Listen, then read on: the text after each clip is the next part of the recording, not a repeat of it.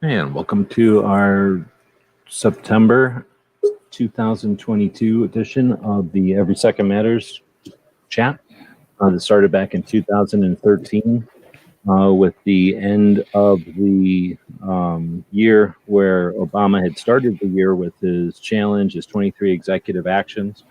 And that kind of happened at a time when the industry was not unified or anything like that. So I think they probably felt, and I think I don't remember the politics at the time, but nobody was really paying attention. I think people were more worried about scarcity and just the development of some platforms and technology and things like that. CCW was becoming a bigger and bigger thing.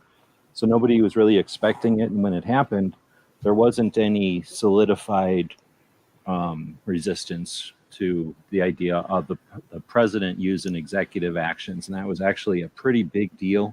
It was a new tactic, at least on the public front, to just, announce 23 executive actions designed specifically to attack the guns and stuff. So, and as a reaction to criminal, right? A criminal that is basically emulating, media, what the media would champion, or whatever the word is for, champion atrocities. So a mimic. So we had a year of we didn't know what was going to happen, and what actually came down was that even though the year kind of started tentatively, by the end of the year, effectively the challenge was gone, and people were kind of felt like they had accomplished something, although no one did this, no one just did something. Like everybody did their own thing, but it's not like we all did some recipe and that recipe worked. Everyone just felt like whatever happened, it was, accomplished, and let's move on. And some of us who are having these conversations kind of from the, I don't know, just, constantly having conversations focused on 2A, we knew that there was an apathy kind of hitting the scene. Like we'd never seen the kind of enthusiasm and grassroots awareness that there had been during 2013, and it was palatable. You could tell it was dissipating. And some of us that were creating content or paying attention to the content was being created on like YouTube or Instagram, we could tell that the focus was changing because there was less and less attack from the adversaries. And we knew that this was a cycle that we were doomed to repeat, especially if we became a mechanism and we literally just laid down as soon as the attack was over. So if we some of us just didn't want to become a mechanism. So we decided, what can we do to do something? And after, I think, about 3 long discussions specifically on this concept, we came up with the idea, and we had a lot at the time. It was a very interesting group of people. I'll get into it because I just downloaded one of the first sessions, but we had a bunch of students at the time. And those students were younger than all the rest of us, so that was interesting. But they were also in different schools around the country. So we had, part of it, we were aware of the Students for Concealed Carry, which was a thing back then. The student awareness and the student Second Amendment stuff, just as an aside, comes and goes because most people are only students for a few years, and then maybe they're alumni, but almost nobody cares about the school once they leave it. So it's very difficult for a student organization to thrive more than a few years, as long, as while a few major people are in it. So we knew that these organizations had come and gone, and we knew that students, being at the time, the people that were going to be taking the baton as gun owners, the apparent baton as gun owners, and I guess technically they're still the same people, just a little bit older. Maybe the people that weren't in our conversations, those same generation of people are the people that are the new gun owners today. Anyway, we knew that they deserve more than just all the people who had accomplished whatever had happened in 2013. Again, it's not like anybody could take a snapshot and say, here's what we did in 2013. Just a lot of stuff happened and a lot of people participated in it. And we could tell that momentum was fading. So we came up with this idea to do something on the 2nd of the month. At first it was like the 3rd Thursday. And then I can remember the conversation where it changed to the 2nd of the month. And it was the debate because the 2nd of the month swaps all around. The 3rd Thursday is the 3rd Thursday. Everybody can plan on it, but the 2nd, you can't. The 2nd is literally at the whim of the calendar.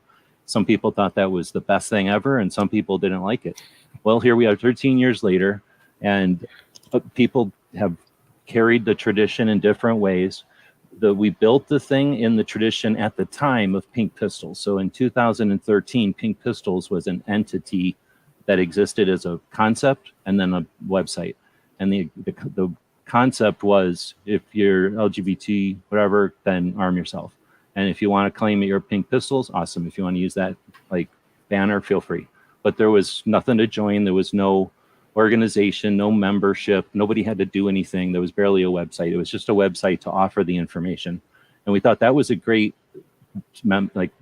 mode or whatever. Like, there's nothing to do. There's no structure here other than to clarify that there is nothing to do and that there's nothing to join, so that nobody can jump up and say, oh, here's the rules. Like, there are no rules. It's just to do something on the 2nd of the month, right? Something cool. Don't be an asshole, right? So some people choose to wear an open holster. Some people choose to wear like a t-shirt or something, maybe a gun shirt or something that starts a conversation. And most people do something to create a conversation, or maybe take somebody to the range and like offer awareness, something so we can appreciate what our Second Amendment protects. All those times, all those months when there's nothing knocking at the door, there's nothing pounding on the door, there's no imminent danger. And every once in a while, when there's been those times when it's times of stress or times of concern, or usually just concern, we don't know what's coming and something's coming, but we don't know what. Those are times when it's I believe it's useful for people to come together with people that have been around for a while, paying attention to this stuff, and offer a live conversation like this. At least what I do is the live conversations like this, but mainly the community that's created by Every Second Matters. There's all kinds of different things that happen, or people that do it in different ways. But knowing that there's people that are paying attention is, something hopefully that offers something as a resource. So all these years later, on the 2nd day of the month, whenever I can, I post a room like this. I invite as many Second Amendment advocates as I can. And the idea is to bring people together in a roundtable type discussion. And instead of talking about news of the day, talk about our conversation, our advocacy, and how we can move forward, how we can be less of a mechanism and more of an example for other realms. Maybe people that are trying to help veterans transition out of the military, or people that are helping to get neighborhoods, fresh vegetables or something, like how to, lead the way in showing how to cooperate and create organization and education and awareness that defeats our adversaries, not because we figured out a better way to, ninja stab them, but instead a way to stop the fight by educating the people that they're taking advantage of to abuse us. With that being said, I've invited 33 something odd people in, and I don't know if it's because it's a Friday or if it's a holiday weekend or what, but Edgar joined us from Guns for Everyone. Thanks for jumping in from Colorado. Yeah, absolutely. Thanks for the invite. You bet. And sometimes people jumped in later, whatever. I give the invite. I hope I put the right link in there, but I usually tell people in the invite, join in for as long or as short as you want. I typically, just so you know, I don't invite everybody that I know. That would take forever, and there's only 12 slots in this. And, it definitely become a spam letter. I spend it out to 33 at this point. Typically people that either haven't jumped in very often, or that would be interesting mix to an eclectic Second Amendment conversation.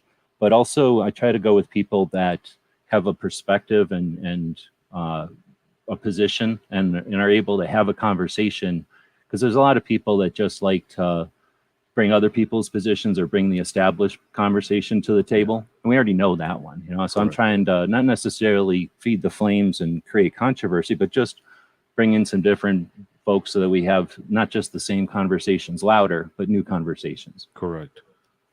So some people have asked why I invite some people and others. I'm not necessarily looking for controversy. I just want to move the conversation, because, when they talk about the echo chamber, Jeff Knox does a great conversation or a great reply to that. But the echo, or they talk about the choir singing to the choir,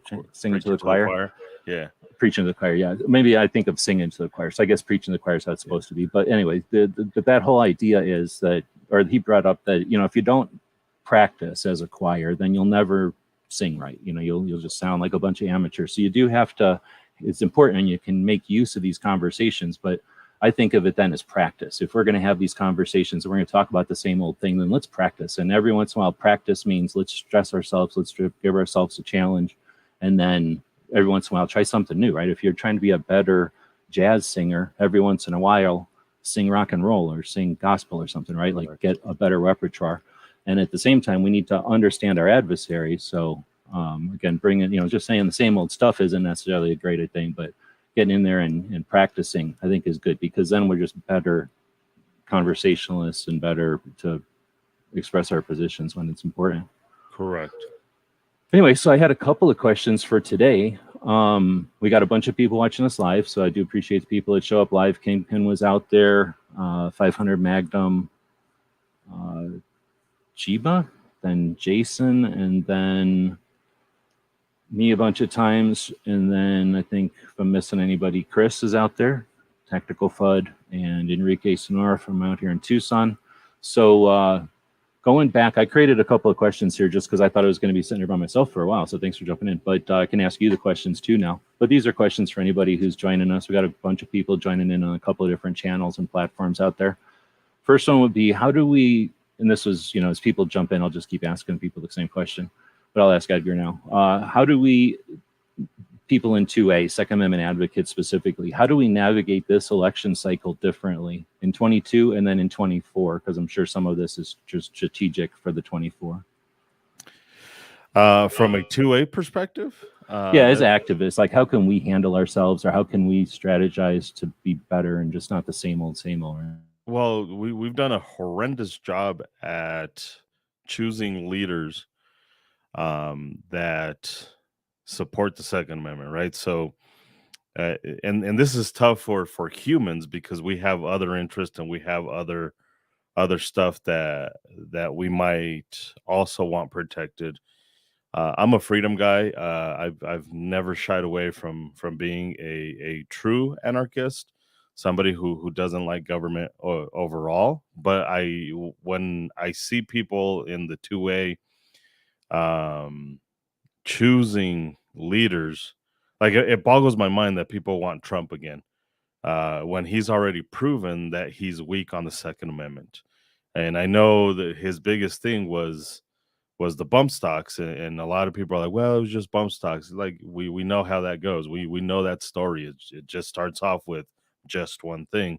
And also he didn't really protect the Second Amendment. So he had 2 years to really make it strong and powerful and make it unshakable. And he went backwards. And the fact that there's a lot of gun people, quote unquote gun people, that are wanting his re-election and wanting him to come back is kind of mind-boggling. So I think we often complain about losing our rights, but we also elect leaders because it's the lesser of two evils, which is still evil. And the other thing is, well, he may not be strong on guns, but maybe he's good on the economy. Well, if we understand that the guns is what keeps us free, then we understand that that's probably one of the primary reasons why we should be voting and attacking this election a different way. And that's looking for people that are actually going to protect the Second Amendment, understanding that that's kind of our last resort and kind of our way of maintaining any financial stability that we have, or any freedom with our commerce and our bodies and our health and our whatever, right? It just it's kind of mind-boggling that we keep falling into that trap of well, they're Republicans, so they're gonna help us out, and that's just not the case.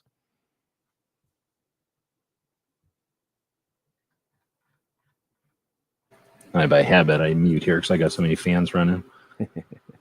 So there's nobody here to contradict or have a discussion so much. So as far as I know, gun people for sure, because it's hard to say gun people. I definitely put a line between 2A. When I say 2A, I'm thinking like people who I know who are pretty much worried about rights and stuff, and then Correct. shoot a gun once in a while. And then there's a whole bunch of other people that shoot guns constantly, or in the industry, or just are interested in guns as a hobby or a collection or whatever. And they're gun people, right? Like I'm a motorcycle person. I'll look at a motorcycle and go, oh, it's neat. I like that one, or I don't like that one. If you ask me which one they are, I don't know. I don't care. Is there laws against motorcycles? I don't know. There probably shouldn't be, but there might be. I don't care, right? Because they're not affecting me. Correct. So that's how I think of 2A and gun people. The gun people probably know that there's laws, but they couldn't tell you they usually can't tell you the NFA from the GCA, the gun Oh control, yeah, the 68 from the 34.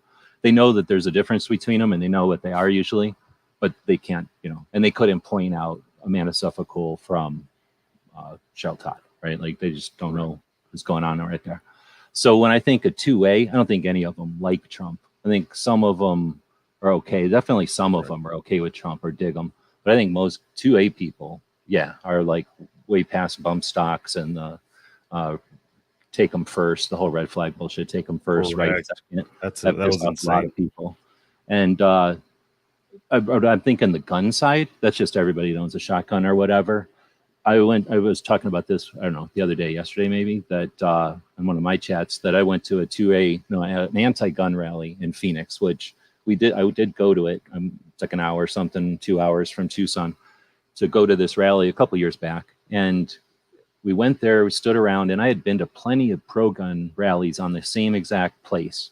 And this thing was the scale of 10 times larger, way larger, just like a parade. It filled the streets. We got to hear them and yell, they're yelling and screaming, they were loud, and they had banners and stuff. You could see everything. They hated guns, but what they hated was Trump, and guns were the flavor of the day. So if you would have said to them, I'll give you $5 to put up "I hate Trump" sign, they would change in a second. Guns was just the flavor of the day. I'm sure all of them individually could have been talked about with guns, and they would have had maybe some different ideas, but all over the spectrum versus they all hated Trump. So I'm just getting that. I know that the same thing happens on the other side. There's people that could care less about Trump, but if it pisses off that 18,000 people, they're pro-Trump. And if all they got to do is put on a red hat and piss off a bunch of people that way, what I'm saying? That's the people that are the sports players. Like, oh, this is my colors. This is my colors, right? Well, And where I grew up, we call them gang members, but yes. you know what I'm saying? But it's Yeah. it's at the national level. It's all kind of friendly and like, I'm going to put this on, and that's I mean, it's, I don't know, and that's the thing that the big. I mean, think of how many memes ever since you can look at old Civil War pictures that are effectively memes, and everybody knows that that's the charade. That's the what do they call it? The curtain that the Wizard of Oz is all about. Correct. Like that's the fight that they give us, the puppets or whatever they say. Like that's to keep everybody distracted while they're playing the bigger games or whatever.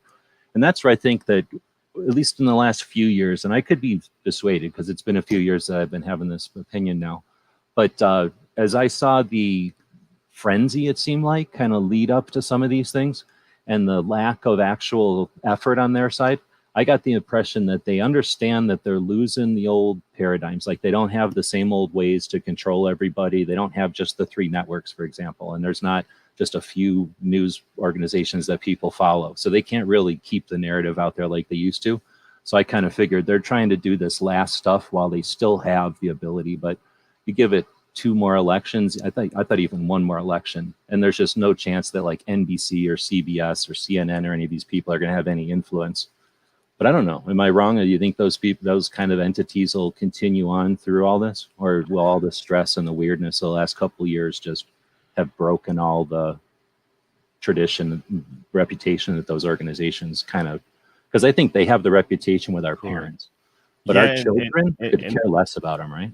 And I think I don't think that's because of them being ethical or unethical. I wish people would see them for what they were, and I wish we could sit here and say, "Oh, CNN is irrelevant," or "NBC is irrelevant," or any news organization that's highly biased is irrelevant because they suck. But the reality is, I think that's just news in general, right? I think that old format of TV and presenting news is just going away because we're just consuming media very, very differently. So I agree that it's going away. I just wish it was going away for the right reasons and not going away because that's just where we're at. Where with technology and advancements and You mean like if people would have woke up and said no, thank you, as opposed to it just losing its technical ability to have the stranglehold? correct.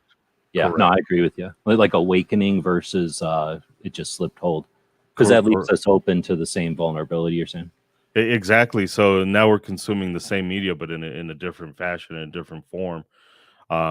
So I'm just pleased that CNN and NBC have not learned how to adapt to the technology and the changes. And we've seen it with their apps failing and their streaming services failing and not doing all that well. NBC is probably a little bit more powerful just because it has a brand behind it, or MSNBC. So it's got a network. CNN not as much, so it failed a little bit easier. But yeah, like I just hope that this next generation does really open up their eyes and the not what is it, we're in Zoomers now, I think is where we're at, Gen Z. I've been highly impressed. We're talking about like the young 20-year-olds that are coming up. I've been impressed by a lot of them on how awakened they are. Maybe they don't agree with me 100%, but they're definitely catching on to the bullshit of CNN and MSNBC. Again, it's not a huge population, but it still kind of gives a little bit of hope that maybe at some point they lose credibility because they suck, not because they didn't learn how to adapt to the technology. So I have a little bit of hope for that, but um it's either way, it's nice that that type of information is kind of going away, the propaganda and the biased stuff, and which, by the way, I don't agree with on either side, right? Like I try and fight that as much as I can, on both sides, not just on the lefty side.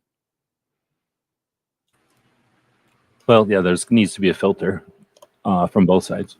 Clover, you've heard that. I don't know if you heard the question before you jumped in, but you've heard the question before for sure. We've had the conversation for years. What's that? Oh, hey Edgar. By the way, Hey, good how's to it see going? you. No, Good I to not was see you guys. right. Um, no, I was looking for my headset, so yeah, I guess I missed the question. So what was the question?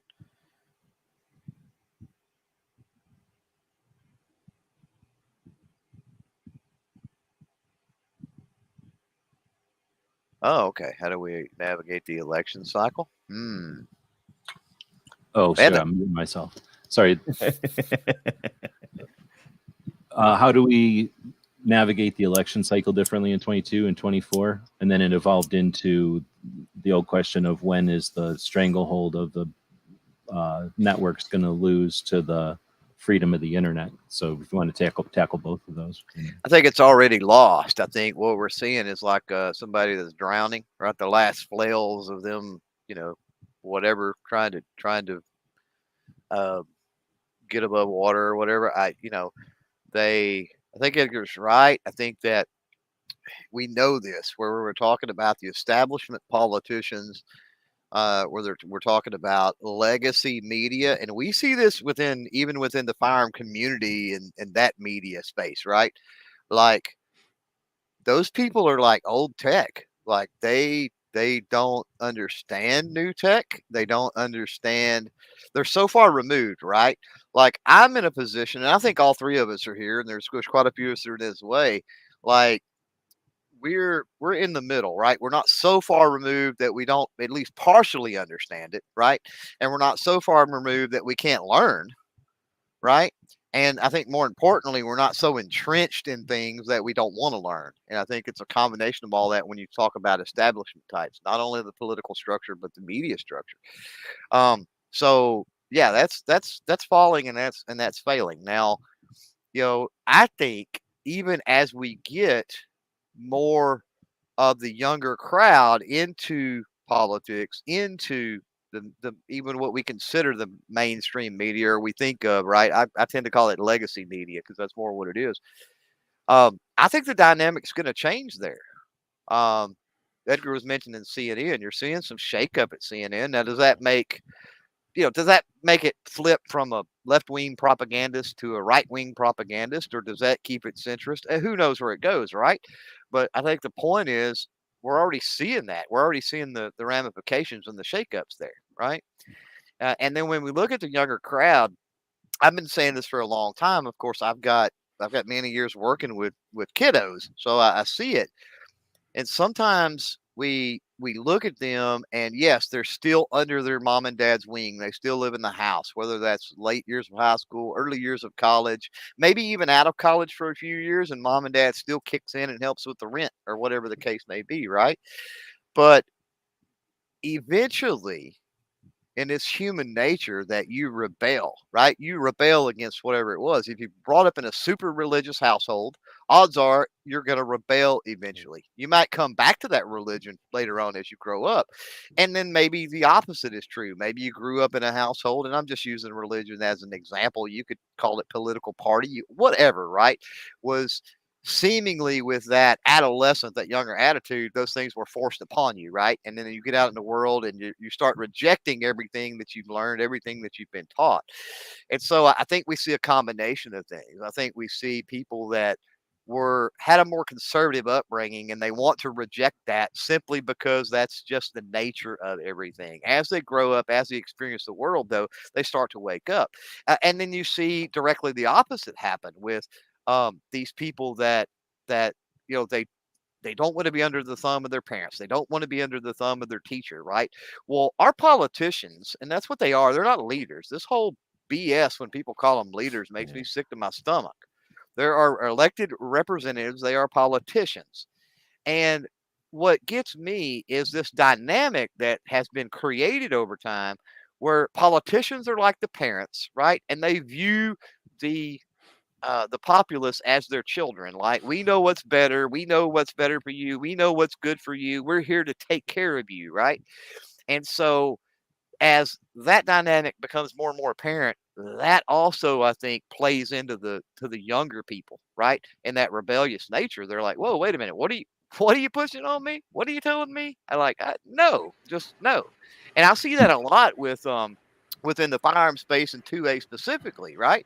I see kids coming up that are like, what is this crap about? And they don't even understand firearms like lifelong firearmers do, right? They don't understand a lot of the nuances, but still, they immediately recognize that magazine capacity bands, right? It's like, what difference does that make, right? They immediately realize that this whole idea that a 9mm blows a long out, right, is garbage. They pick up on that really quickly. They got really good BS filters.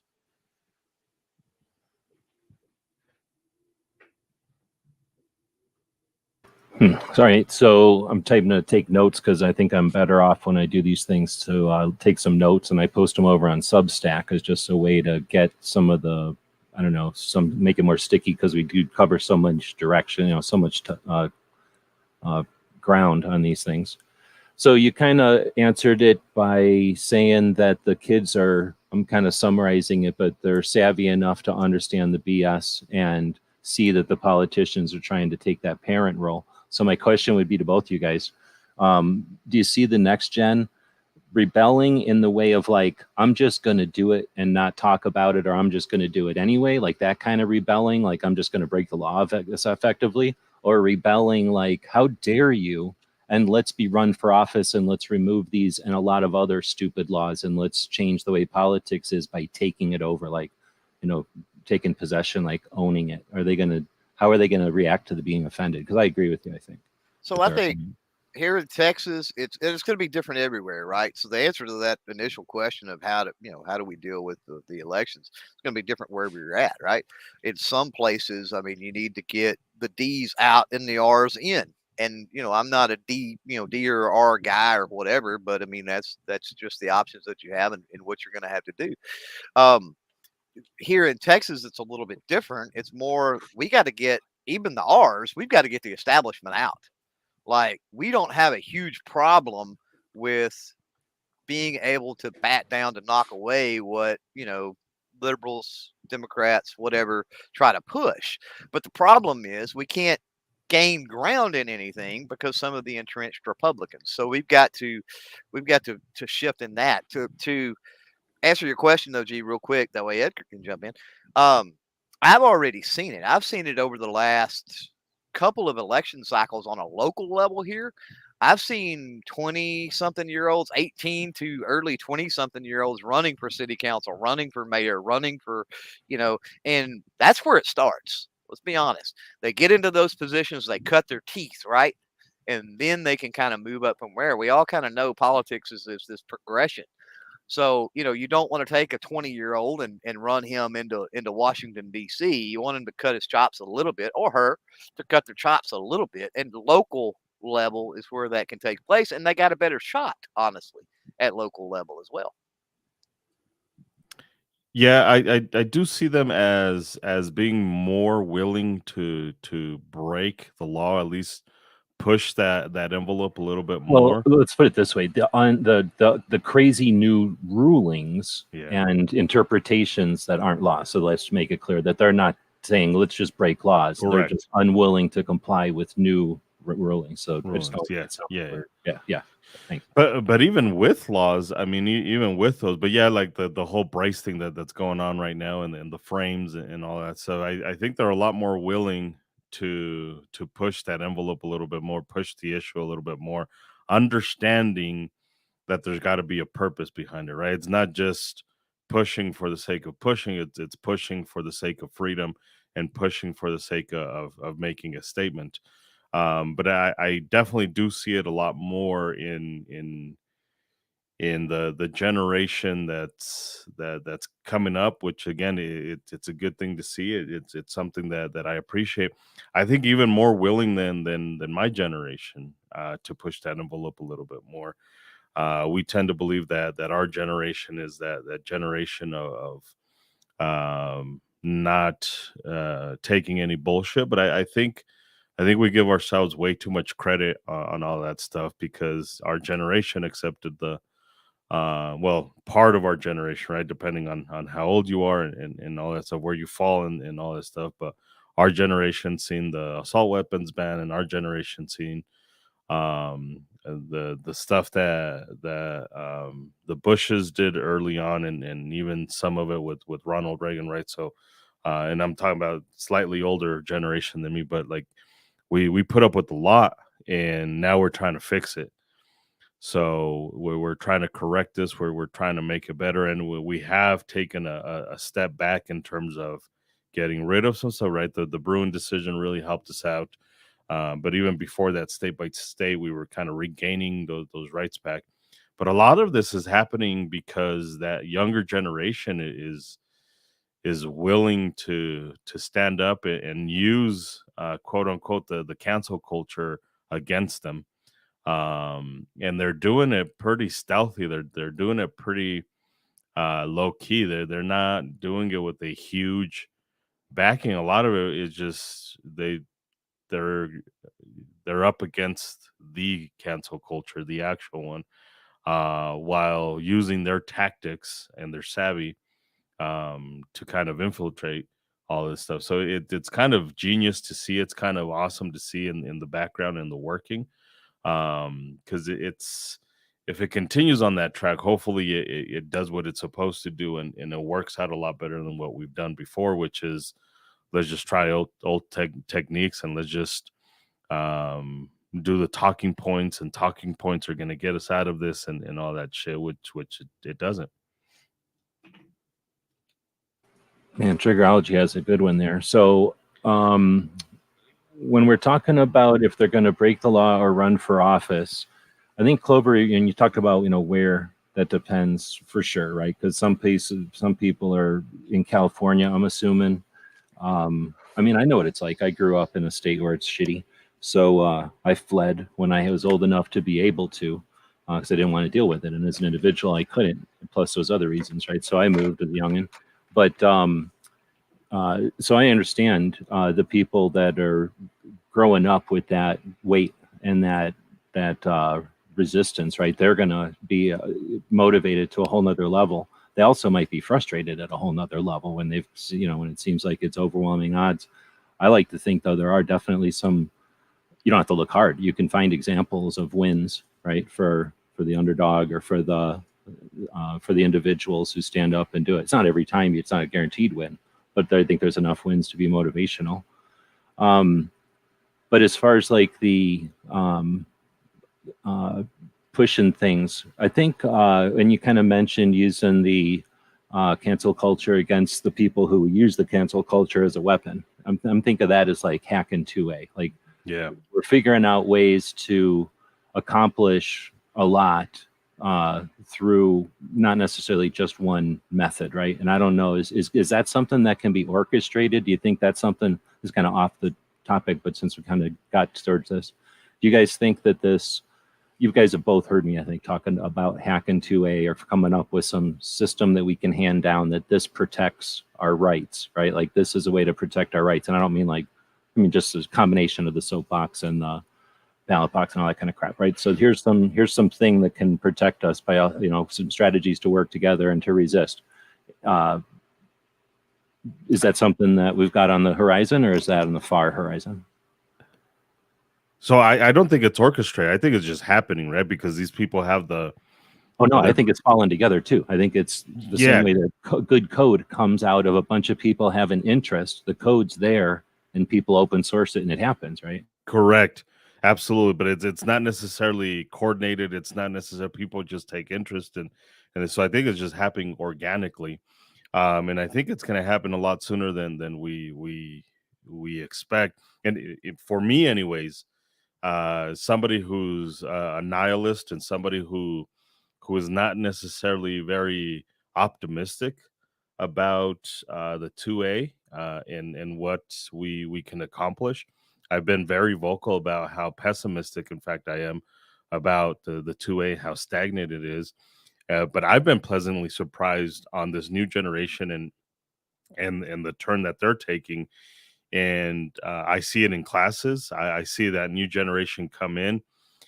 So I think it is happening organically, but at the same time, like all of that stuff kind of comes together. The fear there is that it now becomes kind of the new FUD at some point as they get older and as they get worn down and as they get bitter and get off my lawn attitude and all that stuff. So it's this how do we continue rejuvenate the ESL is kicking in. You know what the fuck I'm trying to say. Yeah. Reinvigorating this new generation. I would just use a different word.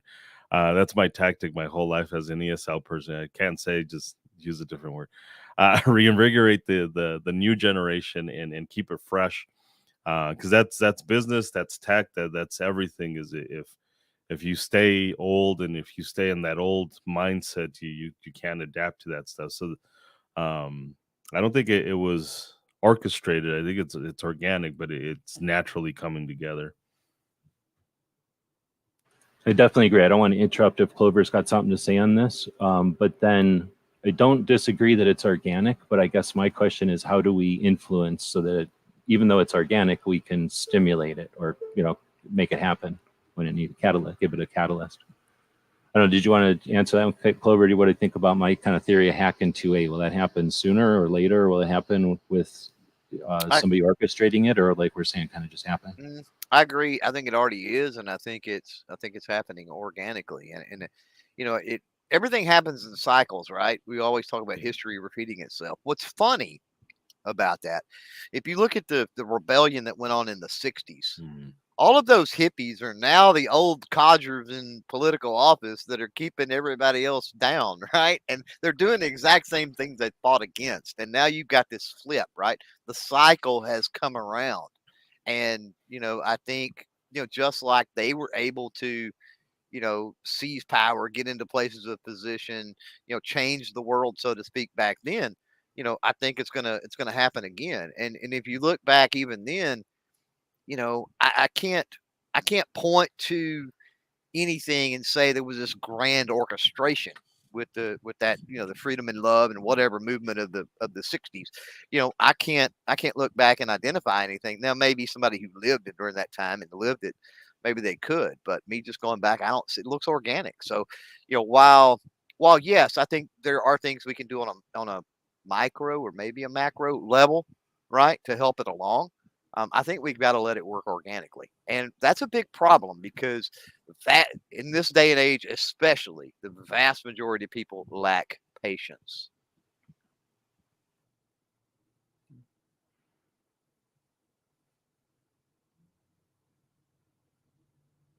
All right, I mute and I'm trying to finish typing and I don't type good and I have to let my robot respell everything. So sorry for the lag there. But no, I think that's a great point too. Glad you added that last point that we really should let it happen organically, because Yeah. even any influence is like sticking your finger in a Petri dish. It's going to screw with it somehow, right? Like let it, even if it's not perfect, at least it happened. And then that becomes an experience for the next permeation of it or whatever. Like, oh, if you do it this way, it screws up. So try to do it again, but try not to do it that way, right? I think I was going to add to this that, as Edgar was saying, I'm trying not to interrupt, and interrupting, I'm trying not to interrupt to make points, but it reminds me of when my experience from military stuff is that, like, let's say Nam and Korea days, the concept was shut up and deal with it. And then you had a lot of PTS. And then they figured out what that was. And now they've figured out methods and strategies to alleviate that from happening in the first place. And now it's not so much a thing. And when people have it, they're able to deal with it, right? Or at least a lot differently and hopefully better than in the old days. And I think that that's the kind of thing we see in 2A, where we can kind of hand that down, where before a lot of the hazing and the other stuff was because they didn't have a good way to say, you're going to need to go to hell and back, so I'm going to take you to hell and back right now to make sure you're not going to fold when you're really in hell and back. And when we're we get jaded over and just scarred from being in the battles, right? And in 2A it's just different types of battles. It's not real battles, but it's just getting into the trenches and finding out, that person was only here to really make money on this. And as soon as it got tricky and difficult, they withdrew all support and left. And now I'm standing here taking the brunt of all the political heat, and they're off with wiser and more stronger financially for the next time that they can make some money. And when you get kind of brazen to that, you're less and less interested in giving the next person your what's that called? Like, being, anyway, so you can, there's these kind of cycles. And I think we can, by communication and collaboration, we can eliminate a lot of that than having to wait for it organically to all somehow, maybe it'll happen, or maybe it'll shuffle and, we'll have a good group of people that work together. I think we can come up with ways to, I don't know how to explain it more than that, but I think that that's something that we can maybe parallel from military experience over time.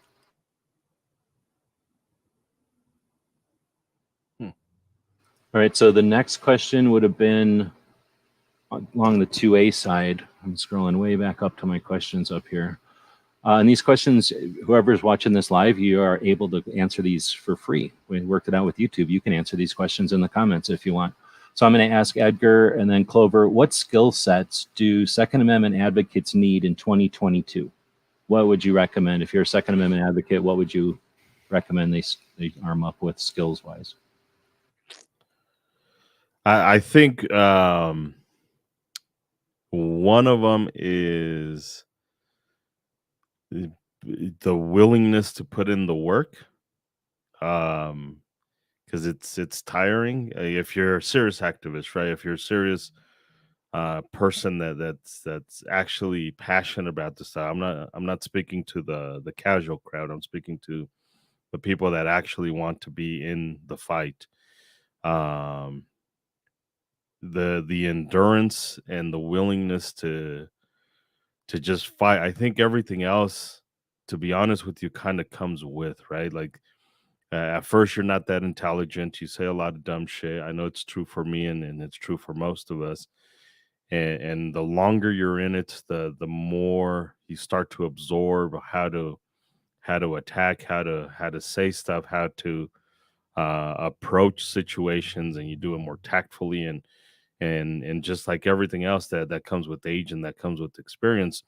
What I see the most with a lot of these people is they're in it for a month or two, and then they get tired, and then they take time off, and they blame everything on family, and then they're no longer involved. We often laugh when people hear that Guns for Everyone's been around since 2010. To me, that's not a long time. It really isn't. but often people laugh like, "Wow, you're the old guys on the block."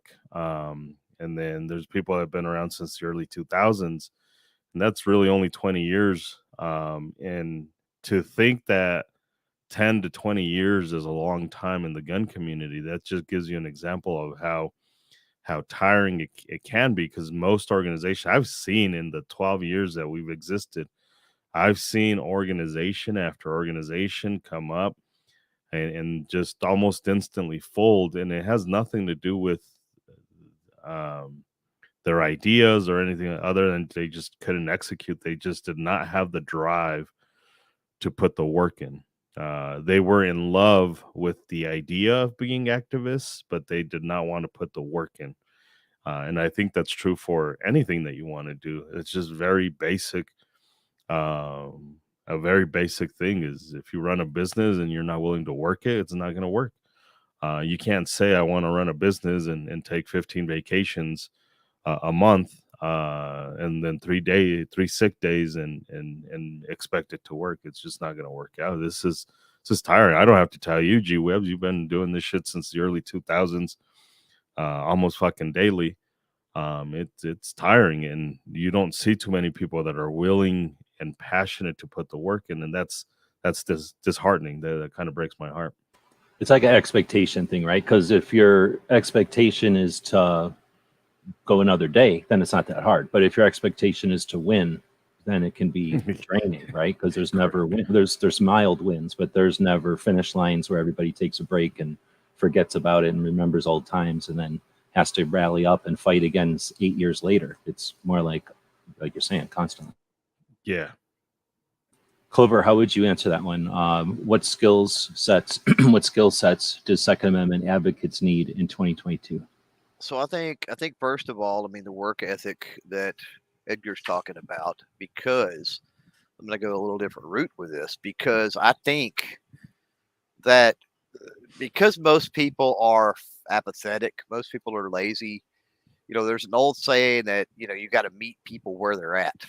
I don't think that's true anymore. I think we have to meet people 60, 70%, you know what I'm saying, into their side, or at least we had to be willing to do that a lot of times, right? That requires extra work. That requires the focus and the drive and the dedication to be able to do that, right? So, I think that's true. I think also one of the big issues I think that we face, and don't get me wrong, there's people that may not possess these skills, may not be able to get these skills, and everybody has their place, I think, in the fight regardless. But I think another one is, I want to say maybe empathy. Um, and it's because, you know, oftentimes we're bombarded with arguments or positions based on emotions, based on feelings, right? Well, the problem with that is sometimes we're really quick to dismiss those because they're not fact. But the fact is that feelings and emotion are a real thing. And everybody has been overwhelmed with feelings or emotion at some point in their life, right?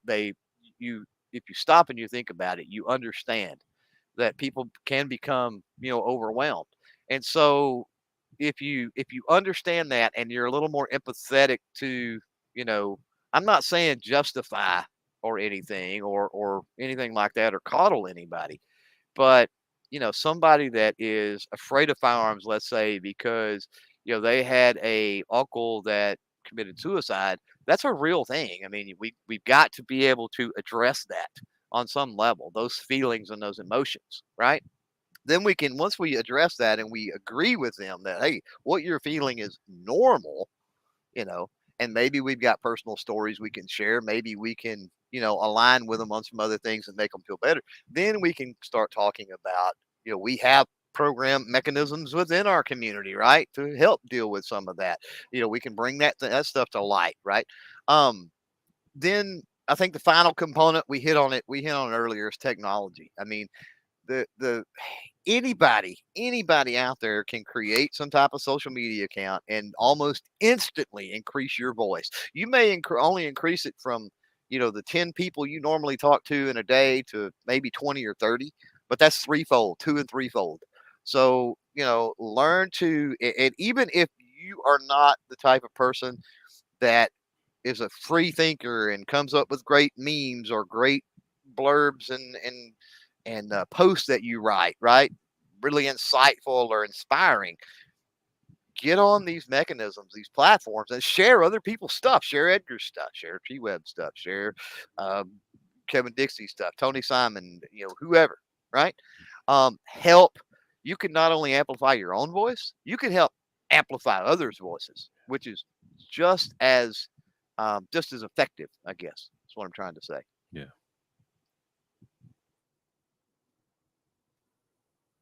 Awesome. So we've got Amanda Suffolk is out. I think she's actually recording right now. So I appreciate her jumping in on the text side over on the Every Second Matters channel over there. So I'm going to try to include her comments because she's been addressing some of these things that we talked about. I'm going to go back to the first one. I think it kind of more fits with how do we navigate the election cycle and kind of where we diverted from there a little bit. And Amanda says, I think the growth of women shooting groups and I got to move this over to see it. And the growth of CCW in all the states work towards more relaxed gun laws. They are now saying, hey, that's my gun you're talking about. I think that's definitely a big portion. And, of our change in method and in conversation with the ladies has been pretty impressive. Something that I'm definitely waiting for an appreciation of how woke the gun community is, because we went from tight shirts and boobs sticking out to pantsuits and Hillary Clinton looking owners of companies who just would look like, and now it's just ladies looking like how they feel like it, having a lot of fun, and it's just another fashion thing. Like, you can be into purses, you can be into shoes, you can be into holsters, you can be into guns, right? Like, it's becoming normalized through that whole level. So as far as skill sets, Amanda says skills. I got to move this thing over to see it because I got it so zoomed in. Even though I got a wide monitor, I have to learn to use it better. Amanda says skill sets needed: communication skills that include speaking to others in a manner where you bring them along, get them up to speed so they can be an asset also. I think she added, I'm trying to pull this from the YouTube thing, many folks talk down to others. I've had multiple times where folks have blown me, I got something blown me off in a conversation because they did not think I got it or could keep up with the tech aspects. And that's something that's a tough one, because that's something that everybody's going to have their own experience for sure, right? And sometimes you got to go, hey, hold on, I know what you're talking about, so that people don't condescend or assume or whatever the words are. But those are great points. You may want to point on those or touch on those. Especially the last part, right? This idea of learning how to speak to everyone. The thing that the two-way does that I expect better from the two-way in general is that we tend to follow mainstream trends. So we are very vocal and we say we don't want the mainstream. We're better than that, but at the same time, you follow that flow. And when I say this because it attaches itself to whatever is popular at that moment and disregards everything else that's not popular at that moment. And what tends to suffer is the growth in the gun community. So right now I'm struggling with Mexicans and Hispanics not being the popular narrative in the mainstream media. So we get ignored a lot. And not to say we have to play identity politics and shit like that, but I mean, humans by nature are tribalistic, and we like to see our own type of people doing the same type of shit. It makes us feel comfortable. So whether we like it or not, that's just ingrained in our nature. So I don't push just because I want to make this a race thing or a racial thing, or it's not about that, right? When you see somebody that looks somewhat like you, That's why it's we're making a big push at Guns for Everyone to hire a female instructor. It's not because I can't teach a female how to shoot. It's just they feel more comfortable if they're being taught by a female. It's just the way we are naturally, right? And what we tend to do in the Second Amendment is during Asian hate. We would just see Asian people on the cover of gun magazines and stuff like that, and on podcasts and shit like that, because it was a popular thing to do.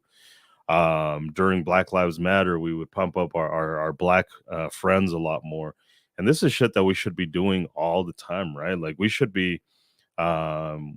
always be emphasizing the black community. We should always be emphasizing the Asian community. We should always be emphasizing female shooters. We should always be emphasizing these subcultures that exist within the gun culture. Again, it's not to be divisive. It's not to be racist or racial or any of that stuff. It's just to say we are an inclusive party and we don't give a shit what the mainstream media is talking about.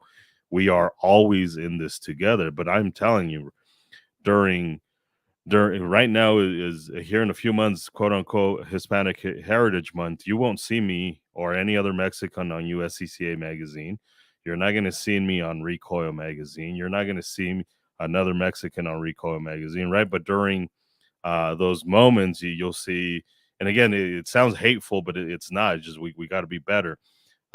You will definitely see the homie Maj Toure on Recoil magazine, and during Asian or Pride Month, you'll see the homie Top Shot Chris on Recoil magazine, and because Mexicans and Hispanics are not the cool people right now, we don't get a spot on any of that shit, right? So I'm trying to fight against that, and we tend to hold on to whatever's popular, and instead of just saying, hey, we're all in this shit together, right? Like we're all part of this. We're all gun owners. We're all freedom lovers, and we're all fighting in this together.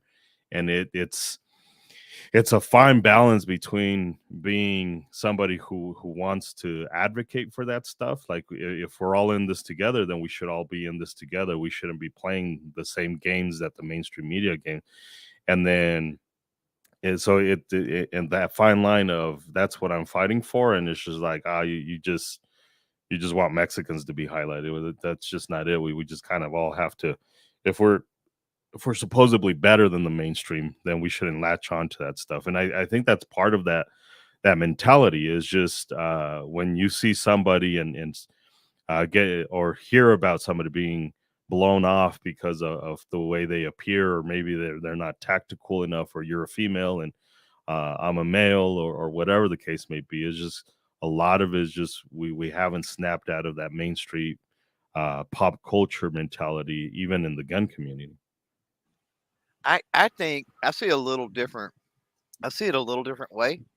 You'll call it perspective maybe or something, Mhm. right? So I know I'm kind of this way, right? So if I'm this way, I mean, a certain amount of people is going to be the same way.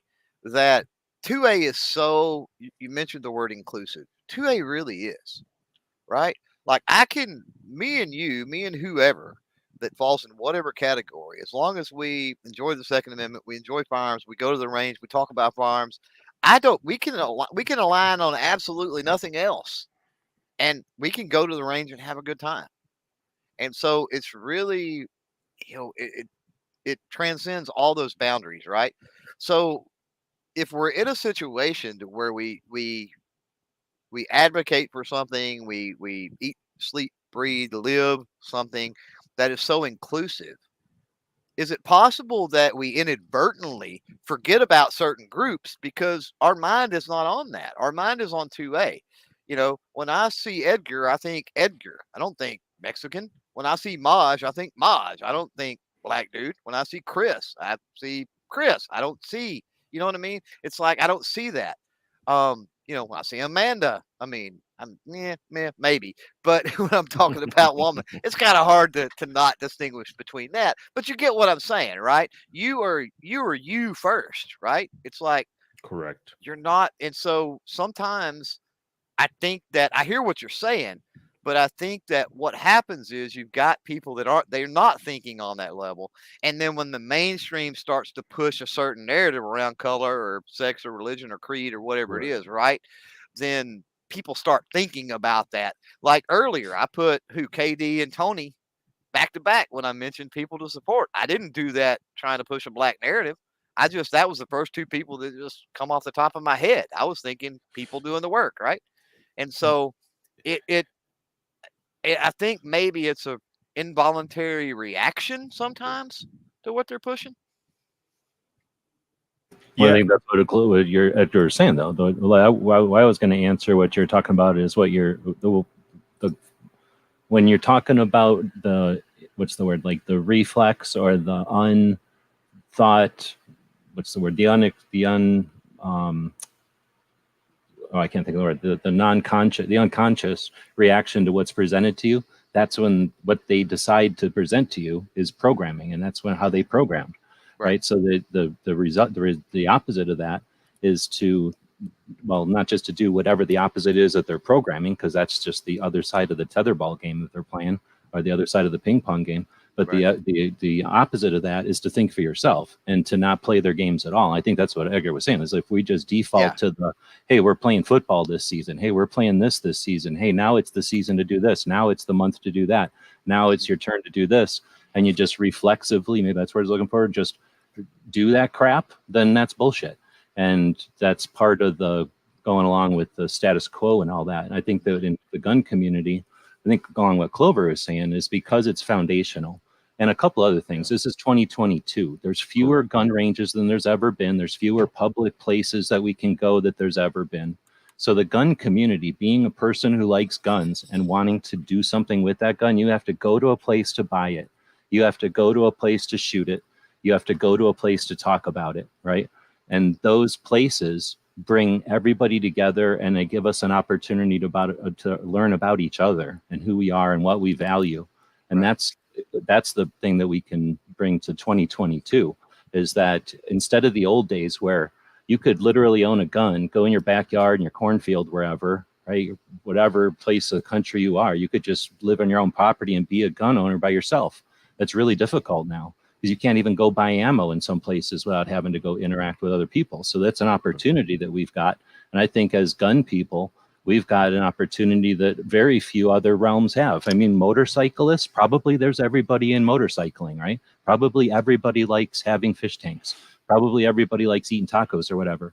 But nobody is going to say, oh, you created a law against eating tacos or watching a fish tank? Oh, my goodness. And nobody's going to care, because there's not that many people, and it's not a foundational right. Correct. So the gun ownership gives us this foundational right that the antis have created an opportunity, this bottleneck, where we now have an opportunity as people who live in the United States, except for the people that got dragged over here unwillingly. Correct. Everybody else's parents decided to come here, and they came here because of the opportunities and because they wanted the opportunities in a place where people would be together with people who were willing to be with other people. You can get opportunities going to China. You're going to do it in a whole bunch of Chinese people and some foreigners. You can go a whole bunch of other countries, and it's going to be the predominant country, and then some foreigners. The United States is different. We're everybody, everything, all the time, different. And people came here, the people that came willingly because they wanted that. Some people were here minding their business, and then some people got dragged here, but then they decided to stay, and their descendants decided to stay. Correct. Because, to some extent, we appreciate this, the opportunity to work with each other. And gun shops, gun shows, conversations like this, the stuff that happens like 2A rallies. I don't care how much of this or that or the other you love or hate or whatever. You go to a 2A rally and your edges are getting knocked off. You're understanding shit. You don't like the little kids that are weird from Reddit. You don't like the old people that hunt. You don't like people that do this or dress their hair that way or wear pants like this or boots like that. Who cares? Because as fewer and fewer of us exist, we're getting along with each other, and the ones that ain't are super extreme and weird. And there's just not that many of them. There's just not that many of them. So it's an opportunity for us to come together, and I see that. And as Second Amendment advocates, again, in 2022, there's much fewer. I mean, the real lacking. There's only like a few places that we really lack. There's been people efforting for dozens of years in most areas, and at least 7 years in all the major areas.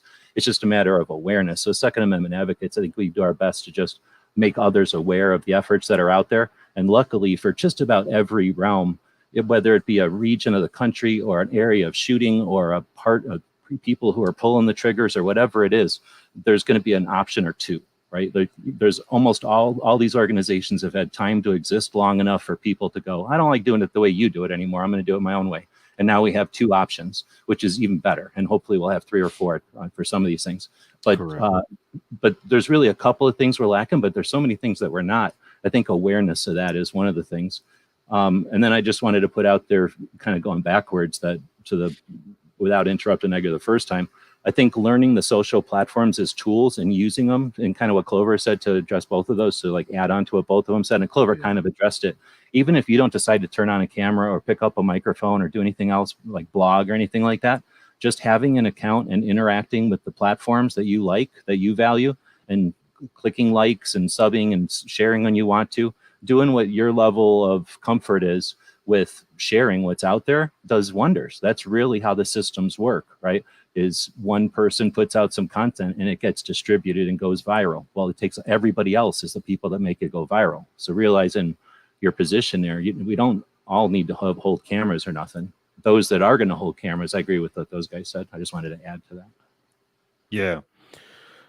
So we're in this, in that weird struggle, because I get what you're saying. I do want to kind of rebuttal to this a little bit. I get 100% what you're saying, Clover, about you as an individual, right? So when I talk about us collectively as a 2A, I'm speaking about the 2A in general, right? Like I understand from your perspective, but the way to get ignored is when people say, I don't see color, or I don't see gender, I just see a person. Exactly. No, I agree with that. Yeah. No, I agree with that. So that's a very easy way to get ignored, because again, you're Clover Tactical for a reason, right? It's not because you're from Brazil. It's because there's a heritage there's something that is attached to that Clover Tac, right? Which we appreciate and we celebrate, and it's an individual thing, and something that you're proud of, right? So it's one of these things that again, it's that fine line of, I don't want to make it about this, but I see everybody else being lifted up and being praised and being every ethnic group, right? Again, go to Recoil magazine, go to a lot of these magazines, go to a lot of these big time channels, and you will see a lack, you will see a gap, you will see them following the trends of the mainstream media. So at some point you get to wonder, like, hey, like, if we want to be different than the mainstream media, then we have to do shit differently than the mainstream media. So it's this weird fine balance of we don't want to play identity politics, because we really don't, because that's a slippery slope. Right. But at the same time, we do have to, because we are tribalistic. I mean, that's ingrained in us. We do also have to celebrate everybody that's included in that stuff, right? It's not something that we do all the time. Yeah. It's not what it makes the 2A. Guns make the 2A, and our love for that freedom makes the 2A. But it's just this happy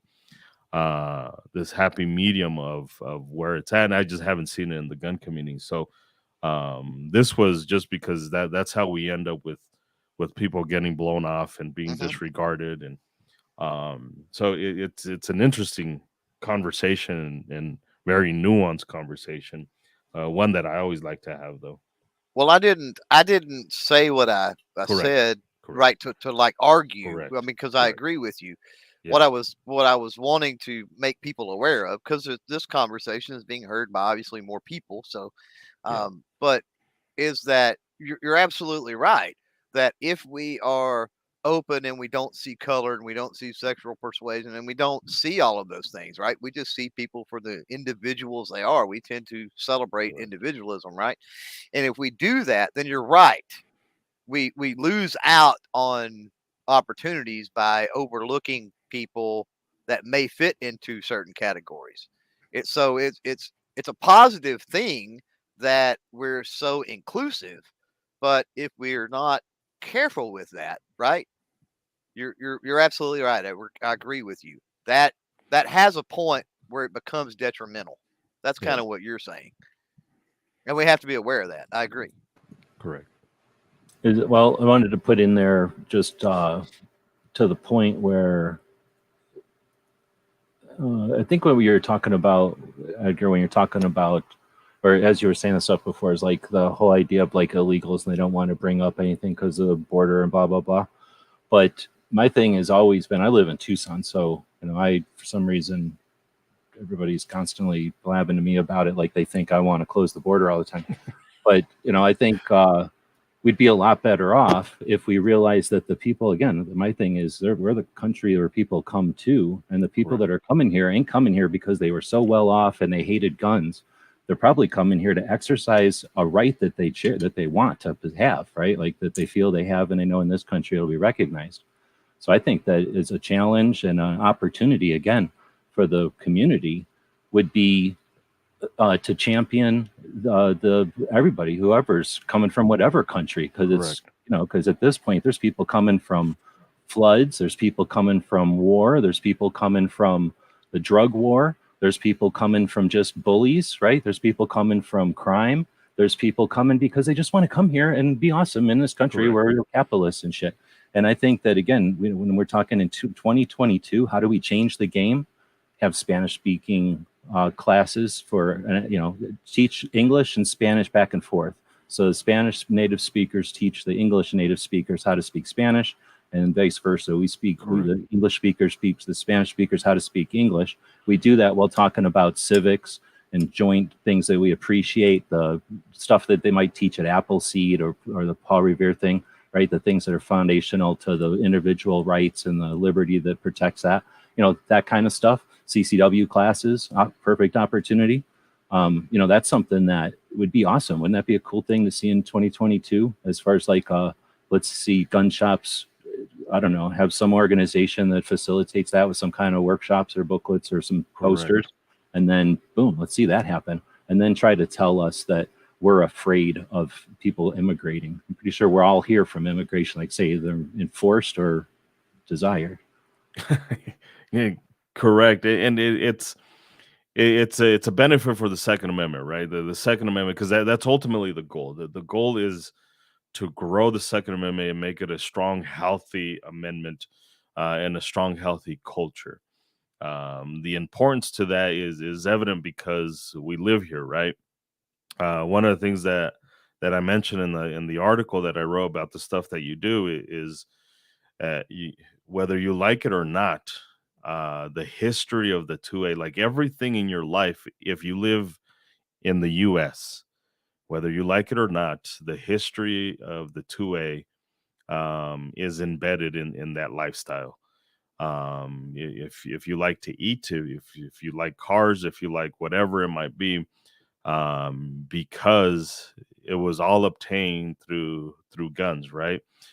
Whether because we had the guns and people are afraid to invade us, or because we had the guns to fight back when people did try to fight us. So it's this weird dynamic of the more accessible we make the 2A, the more people embrace it, right? In October, I'm going to be going down to Mexico to be doing some classes in Spanish. I'll be instructing down there, and a lot of the information that I'm taking is my Americanized version of guns, right? I am promoting the Second Amendment culture down in Mexico, where it's equal to one of our more restrictive states, right? If you think about New Jersey, Massachusetts, California, a little bit, it's pretty, people can own guns, but super restrictive. So we're trying to promote the Second Amendment down in Mexico. How does that benefit us up here in the U.S.? Well,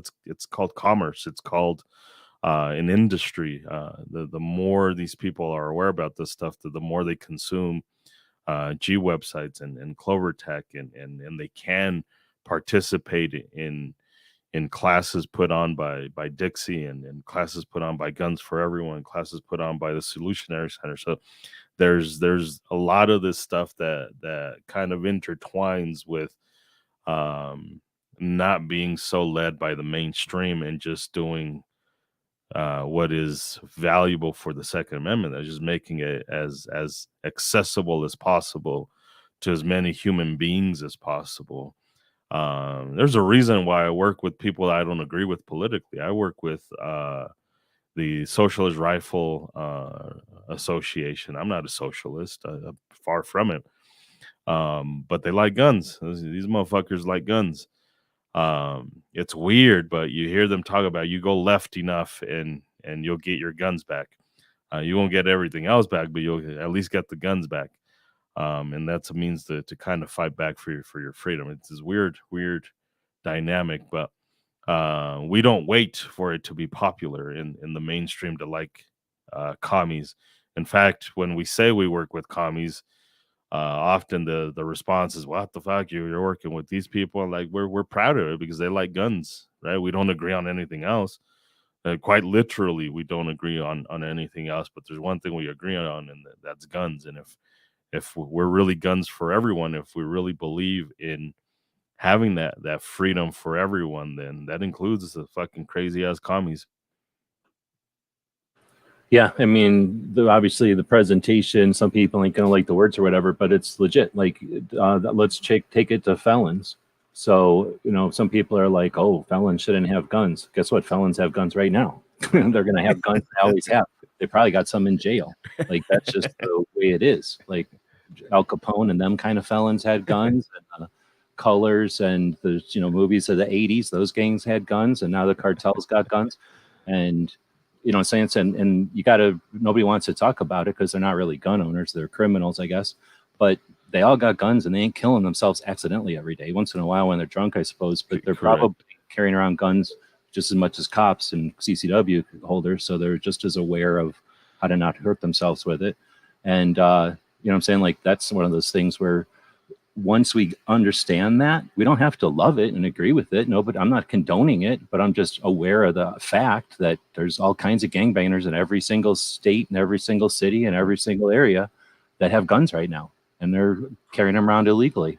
And by the way, there's a lot of ex-felons that you would classify under quote unquote the felons, but they should have the ability to legitimately defend themselves against the active criminal felons, the ones that are willing to take your life. Well, let me guess the next question, because it's because that's seriously one. But the first question I asked is what skill set. So that's not really a skill set, but I think it is an issue. So I might have put out here like what issues are still out there. And when I think of issues, I think of the aging. What does our grandparents call it? Our parents and our grandparents are the giant boomer generation. Yeah. And as they get older and older and older and they become less able, that's a massive population that's going to want guns that are easy to use, get off of me guns, just whatever they are, single shot, like same way they want big fat markers and big fat remote controls and big fat alarm clocks. They're going to need things. And I can see that as an untapped market where they're going to need different types of training, right? Different types of situation. They've got drugs a lot of times, and they're unable to protect themselves. So they're going to become a more and more vulnerable thing unless the world gets really pleasant really fast and we do something about drug addiction and crime, right? Because it's not the criminals, it's the drugs that are making them do this stuff. So once we get over that glitch, then we have a lot fewer of those kind of crimes. But the other crimes are the violent criminals that are fighting over the drug distribution or the sales and that kind of stuff. So anyhow, kind of went off on a tangent there. The next question is, what resources do 2A advocates need in 2022? Clover's been quiet, so I'll ask him first. What resources do advocates need in 2022? Now, this doesn't necessarily have to tie to anything we've already said. These are like 5 separate questions. Or feel free to tie it. I think I don't know. When I think of that, I think the first is just resources. I don't know.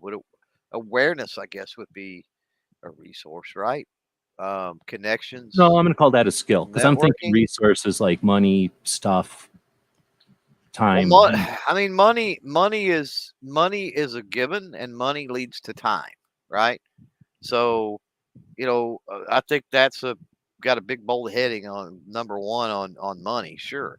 And I've said it all along. A lot of people say, well, we need a Bloomberg or we need a Soros or we need a. It's like, no, we need 1,000 Bobs to step up with $10. That's what we need. Yeah. People don't realize. They think that you need one big sugar daddy with millions of dollars. Well, if you have millions of people with singles of dollars, you do the same amount of stuff. And look at the groundswell, look at the grassroots component of that, right? How is it hard to dispute? Like if you've got an anti-gunner funded by Big Daddy Bloomberg, right? And all of his money is coming from that. Well, he's doing the bidding of Bloomberg, right? But if you've got Edgar, who has a million contributors behind him, well, he's doing the work of the people. Like literally, he's doing the work of the people, not the bidding of one person. And at the end of the day, people want to talk about democracy, which, I mean, we're a constitutional republic, but still, we hear that a lot. And there are elements of democracy interwoven in our system. But that's democracy. It's not one person controlling the purse strings, right? Or controlling the narrative because they're paying for it. It's, a bunch of people. And so, yeah, I think money's number one. But when you say resource, I mean, I get what you're saying with the networking and awareness and all of that being a skill set, but I think at some point it becomes a resource. And I think gee, where I'm going with this, because how many times have I had a conversation and you've been there with somebody and I'm like, crap, I know somebody you need to talk to, right? They needed a resource, right? And I couldn't provide them that resource, but I knew somebody that possibly could, right? So by proxy, that's not a resource, but just being aware that everybody exists and having them in your phone, in your Rolodex, knowing at least a general. I don't know anything and everything Edgar does, but I know enough about what Edgar does that if I meet somebody that I'm like, wow, okay, this guy needs to talk to Edgar, this Yeah. gal needs to talk to Edgar, right? Then I'm going to tell them that. And I'm going to make that connection. And I think that's a resource. And the reason I say that's a resource is that it extends our knowledge base, right? Knowledge is definitely a resource. And that extends our knowledge base. We might not know everything, but by proxy, right? If we have all those connections, we do. Yeah. Yeah, I'm as far as resources, really, I think money is the simple and easy answer here is we've seen from a political standpoint, we've seen from an activist standpoint where it's super valuable. It's not the end all be all, but without the money, the financial resources, it is quite literally impossible to get very far. Um, Guns for everyone. We do a lot of free concealed carry classes. We do about 5 to 10 a week. We can't get to 100,000 without money. Because at the end of the day, it's free for the students. It's not free for us, right? That's kind of the issue with free. It costs somebody something. It's not. It might be free to the end user, to the person consuming it, but it's not free to to the people putting it on together. We understand this in when we hear about student loans being forgiven, or when the government wants to throw out billions of dollars or trillions of dollars in PPP loans and all that shit. Like, we know that money is not free. It's coming from somewhere. So the although not the end all be all, it's without money we can't do anything, man. We just simply can't. I do appreciate what Clover says, and that money should come from all of us together, so we don't end up with another Wayne LaPierre where it's only coming from one individual, but that motherfucker is spending it on his boats before he's spending it on the cause. that centralization of those finances are a killer, man. When you monopolize who distributes the money to the Second Amendment, they often tend to distribute to their mansions and their suits, and their collecting more money as opposed to sending it to the cause. Yep. And you get a lot of waste, right? You're talking about that, especially when you're talking really big organizations. Get a lot of waste. You get a lot less transparency. It's like you probably couldn't get away if you had, like I was talking about, if you had 1 million people willing to put up $1 a month, right, for you. There's no way you're going to be able to get away with $30,000 suits and trips to the Cayman Islands. No. You know what I mean? I mean, No way. those 1 million people are going to hold Edgar accountable. They are.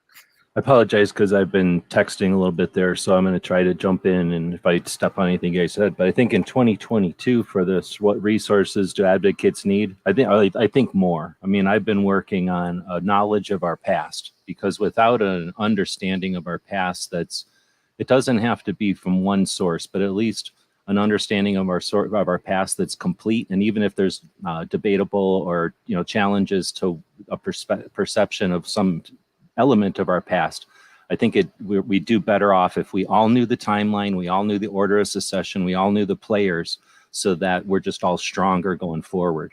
Right now, our adversaries and those who exploit from within ourselves use it to our disadvantage, that we don't just know our own history and stuff like Correct. that. So I think that having some resources for that is critical. And there's just never been them. I don't think it's degraded, or it's just nobody's ever really created them. And I don't know if that's by itself going to solve everything. I just think that that's one of the answers that I would give this, aside from funding and stuff. And then as far as resources, we need leadership at a national level. We have too many players, a lot of chiefs, and nobody playing calls. I don't know what it's called in sports. Whoever it is that makes the plays. Is that the quarterback or the coach or whoever?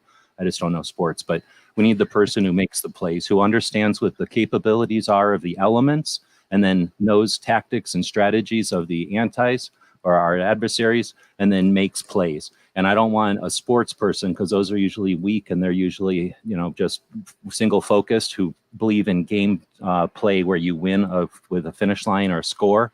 We need military strategists who think long term. You win this by being in the game tomorrow. You win this by carrying on the fight to the next generation effortlessly. We win by making guns normal again. With that kind of military strategy or tactic, I believe what we need is a national level leadership. Not anymore of this, we're lawyers, so we want to do lawsuits, and we do lobbying, so we want lobbying. We do advocacy, so we want advocacy. I'll do everything. Do your thing and do it well.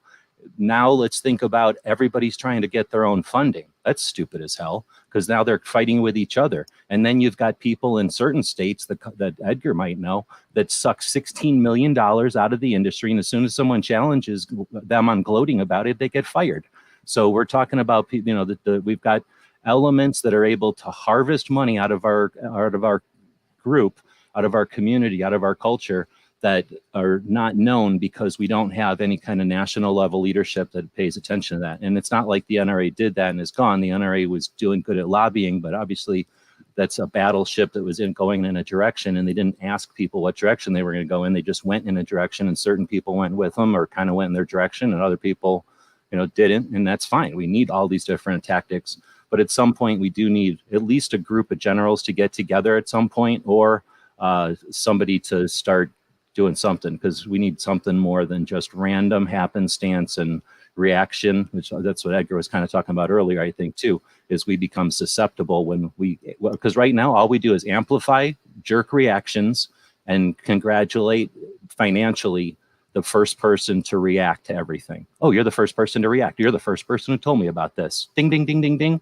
Well, that's not what we want. We want the first rational opinion. We want the first actionable call to action, right? We want the first strategy. We don't want just the first person to observe. As far as funding and stuff like that, though, I guess I was going to say we've got Bitcoin coming. This is 2022. We've got decentralized funding. We've got people that made $1 zillion in the cyber world. Oh, Cobra had to jump out. We had a bunch of people that made a bunch of money in the cyber world, and then they can't use it because of whatever. Like they don't want to pull it out or they can't. So why not redistribute that? Or, what do we have over there? As far as, again, like in the 2020, we have potential for fun, for what is that called? When you put a bunch of money into a pile and then you have a group of people, trustees, that determine how to invest it so that it grows, and you invest it in the community, and then you give out grants appropriately, strategically, and maybe you accomplish my first requirement by having leadership, and then at the same time you create funding. But now everybody has a place that they know they can throw money into. Maybe it's an investment thing. Everybody says, oh, I'm going to invest in the big 2A fund, the hedge or whatever. I don't know what they're called, but like somebody in banking can tell me what the fund. And then they invest in Smith & Wesson and all these companies that are important for our industry.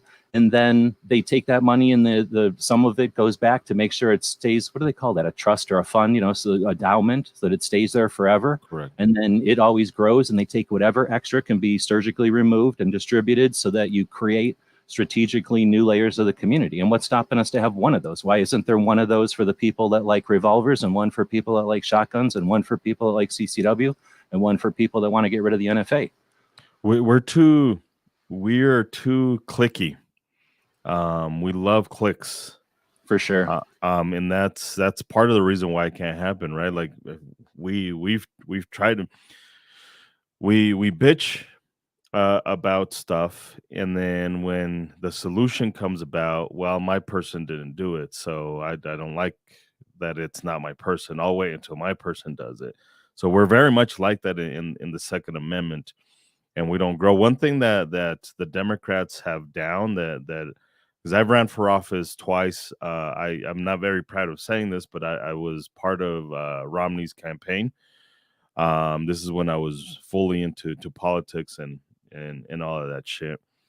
And one of the things that I've always envied from my Democrat counterparts, because I seen them work, and I would meet them, and there was a lot of respect among them, and as humans anyways. And one of the things that they always did is, for better or for worse, they always backed whoever the person was, right? They always collectively said, you're not my actual person, but like, I'm gonna support you 100%. The conservatives, and I'm not saying all gun owners are conservatives, and that's not what I'm saying. I'm just saying we tend to follow that type of strategy in the gun community. It's just not very organized. If you look at how amazing the BLM movement was, and the Antifa movement was, and I mean, these motherfuckers were tearing shit down and saying, no, we're just protesting. And the same shit happened at the Capitol. Now, I'm not saying one's better than the other one, one's worse than the other one. I'm not here to give a political analysis about that shit. I'm just saying, optics wise, they kind of look the same. People breaking shit that they probably shouldn't be breaking, or people doing shit that they probably shouldn't be doing, but one of them has trials and the other one doesn't. Well, one of them presented the image, presented the idea a lot better than the other one. The one of them was on the defense all the time, and that's what it seems that the gun community is always doing, is playing defense, because we're always clicky. So when you talk about, why don't we have this other crowdfunding type situation where we could just throw money at this, and then we decide the 2A stuff, like that, it's a genius idea, right? But we're clicky. That's how you end up with sex all over the place. Sex is SECT. All over the place. I'm not suggesting orgies all over the place, although my even for me, my accent kind of suggested that. But you end up with little groups all over the place that are always constantly fighting each other. I mentioned this last time that I was with you on the other show, talking about those motherfuckers that stole my idea for the Gundies. We did the Gundies. not too much support behind our Gundies, and then some other people decided to do the Gundies, essentially steal my idea and do the Gundies. I was bitter about it, but I have to admit they did it better than I did. So it's just like I didn't do much more than just let that shit run because I have two options. So like I don't have to participate in it, right? Because I'm still mad that they stole my idea. But let it flow, let it do, or I could be just bitter and try and stop it because it's not my people, right? So unfortunately, that's not the way the Second Amendment works, and we can't. Excuse me, we can't be like that. We need to stop it, and that includes checking myself, right? We can't be so cliquey and only root for one side or the other. But it's a very long-winded way to say I think that's why it would never work in the Second Amendment, the whole funding stuff, because it's not my person doing it. I hear you. And I think I don't disagree. I mean, definitely it's the way that it's been, but I just like I'm not doom in the future because I think there is an opportunity, especially when you feel like your back's against the wall and there's no, what do they say, there's no atheists in a foxhole or something. It's like different when you've been through something with somebody, Correct. whether it's, you sometimes just a layover, like y'all are at the airport together and y'all had to spend 6 hours in an airport unexpectedly and nobody was really leaving because you didn't know when the plane, and y'all ended up having this bond. And maybe it's only Correct. a 6 hour bond, but if you ever saw that person again, you'd have lunch with them. You know what I mean? Correct. Like you've bonded a little bit, and we've got that opportunity. And I really think that, again, because the way gun shows have been thrashed around, it's just one of my things. I've enjoyed gun shows my whole life, so I've kind of always been paying attention to their kind of evolution, as I don't want to call it, like, the coming and goings of gun shows. I really see the evolution of gun shows. You've seen like the Clash Bash and the Red October, how crazy they are, like evolution. And, I could see guns bringing people together. And I really think that, again, all it really would take is just some effort from media people. Right now, I'm always amazed. I'll find another channel that's talking about grip angles. I use grip angles and red dot optics as my just go-to things to complain about, because you can complain about the material, you can complain about the models, you can complain. There's always these things when we're talking about machines. Just like if we were talking about trucks, we could talk about wheels or engines or strategies on how to climb rocks or do mud or whatever it is we're doing, right? So instead of just getting into all of that, I'll find a new channel that is talking about, the shortages of ammo or just something dumb that's been overdone so many times. And I'm thinking all it would take is for, like you're saying, just a kind of a culture shift or whatever, enough people to be frustrated with those kind of videos. And that will saturate. I tell you, that will saturate. I've been around YouTube and the internet long enough to know that this stuff is cyclical, and people who are new to guns will get sick of the basic stuff and they'll want to they want to dive in. And some of them will go towards, oh, I didn't know, like, I don't know, I got to pick something. Like, I didn't know that France had guns and now I can dig into guns from France, or I don't know that so-and-so had guns and I can dig into that. So there's going to be some evolution. I just hope that it creates a mixing also. And then that would be, again, an opportunity for gun owners to realize this. And that's hopefully just by saying this, right?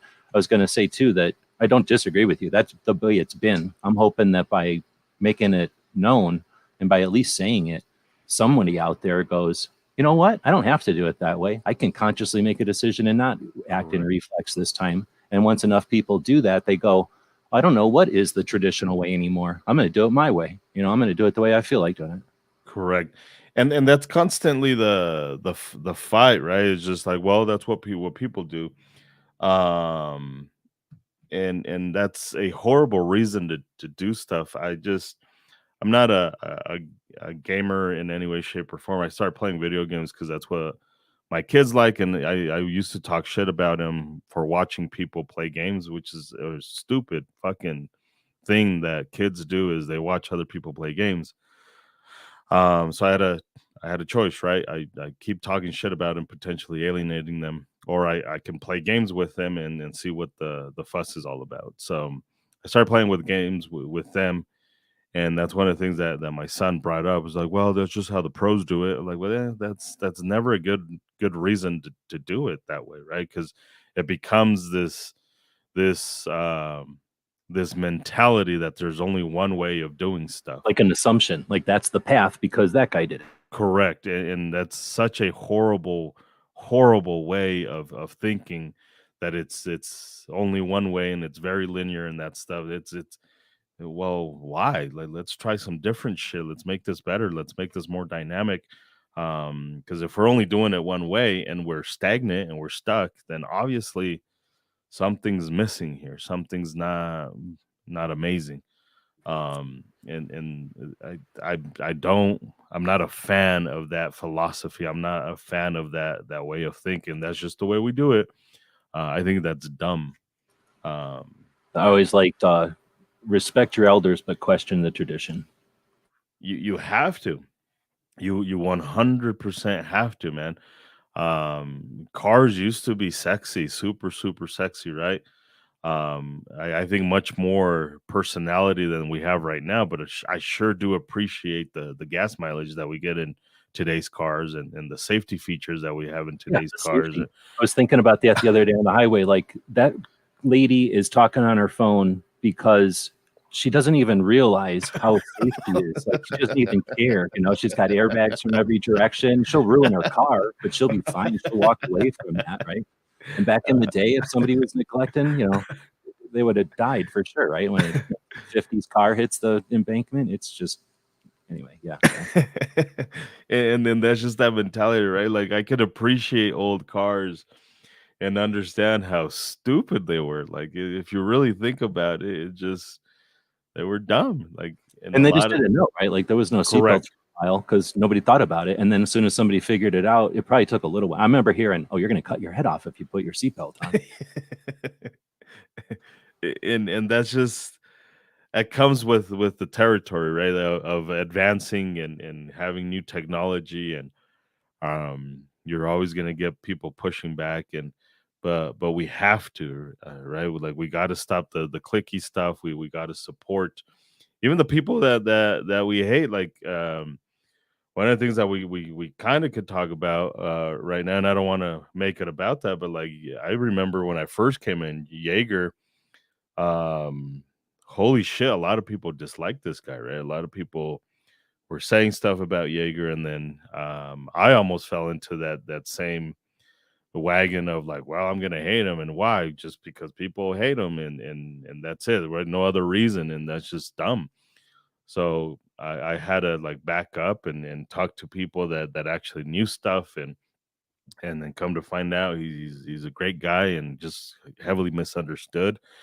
But if you don't, if you allow that bias to sink in, then you're never willing to become a person who learns new techniques, who learn new stuff, who um is on the correct path, right? There's got to be something where it's just like, you've reached the end and this is the truth, this is the fact, and I know that from training.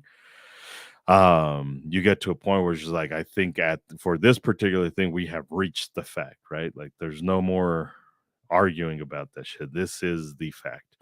But the only way we get that is by not being so fucking clicky, by being so fucking stuck in our old ways.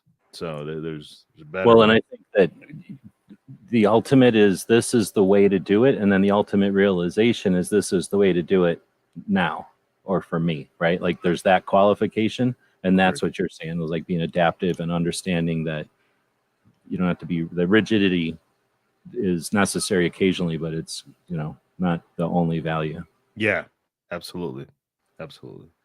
So there's two more questions, and I am trying to dodge the thing, because when you talked about Jaeger, I don't know how well you knew James. He has passed, for people that don't know. I didn't want to bring it up, but mainly because he wants people to talk about the good times with him, and I plan to do that tonight.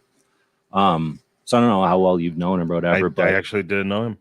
Okay, so whenever in 2012, I actually sat down with him and helped him kind of make a decision to play around with the YouTube and whatnot. And at least, you know, once he had already kind of made the decision, kind of helped him with my knowledge of YouTube. And his thing is, he played around with it. So yeah, you would have had to, if on the surface, if you took him on the surface, he didn't really care about his surface, so he would play with that and he'd allow that to allow views and the YouTube mechanism to work. And just like people bouncing around a beach ball at a concert, you know what I'm saying? Like he just allowed that to happen and didn't really pay much attention because he was an authentic dude, and or is an authentic dude, and the community and stuff that knew him knew that. So there was just sort of a thing where the people that hate him with a passion are kind of spinning off on their own perceptions. Like, you know what I'm saying? He never had to do much to feed it. But anyway, and it's interesting because what we're talking about as far as the 2A community and that kind of thing is he was actually kind of a master at that. And by doing it the way he did it, in fact, literally everything he did all the way up to passing and just choosing and deciding to do it the way he did that as an example for everyone. You can respect it. You can take the example. You can, appreciate it or not, but it happened. And there's going to be people from now on who've seen someone, authentically pass on YouTube as a man. It's pretty tough. Yeah, no, it's and that was one of the things, right? Is just because I didn't know him, I had to make that because I bet you a lot of people that are talking shit are exactly the same people that never met him, never any of that stuff. I never had the realize, but it's an interesting dynamic there and it's not all that important. It's just that it is totally apt because obviously the timing and everything, and it's just such a perfect example of that example of people just blindly accepting and not even paying attention. But that's also what the internet's all about, is now that it's happened, people have the opportunity, and that's what will happen. And he's a genius. He's a master in a lot of ways. Now people have the opportunity to hear all the stuff that all the reach, all the impact he had on people, and they'll be able to privately question and make another decision. And we have that ability as humans to go, oh, I don't think the same way as I did yesterday or 10 minutes ago. I'm going to decide to think differently. And once we figure out that in one way, we know it in all ways. All right. So the next question is best 2A accomplishment of 2022 so far. Oh, that's easy. That's Bruin, right? Okay. If you're speaking personally, that may be a different thing, but like for 2A, Bruin, I mean, that's 100%. So here's my thing. Yeah. I'm going to refuse to call it Bruin because that's just the secretary, something like that. I'm going to start calling it the New York State Rifle decision, because that gives us an option to say all that. But because Bruin, there's like 2 other Bruin decisions for one. Plus, he's the guy who was against us, so I don't want to make Fair him enough. Right? I'm saying. Fair enough. Okay, so that's I didn't even actually think about that because I was just trying to think of questions. So I don't have anybody else here to ask. I don't think I have anything bigger than that, really. I mean, I think train and learn is a big thing. You didn't go this year? We sponsored it.